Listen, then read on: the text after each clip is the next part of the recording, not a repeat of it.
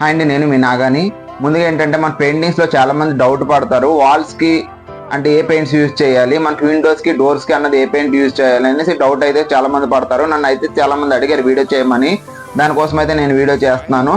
మనం ముందుగా వచ్చేసి డోర్స్కి విండోస్కి యూజ్ చేస్తాం. ఇదైతే ఏషియన్ పెయింట్స్లోని మనకి ఎనామెల్ పెయింట్ అంటారు. ఇది ఆయిల్ బేస్ అయితే వస్తుంది. మనం ఇది వచ్చేసి ఓన్లీ డోర్స్కి విండోస్కి అయితే యూజ్ చేయాలండి. మిగతా వాటికి వేరే అయితే వాల్స్కి అయితే యూజ్ చేయకూడదు. ఇది ఆయిల్ బేస్. ఇది వచ్చేసి ఇది ఎనామెల్ పెయింట్ అంటారు. ఇది లీటర్ కాస్ట్ వచ్చేసి 300 పడుతుంది. ఏషియన్ పెయింట్స్లో రాయల్ 600 నుండి 650 వరకు ఉంటుంది లీటర్ కాస్ట్ వచ్చేసి.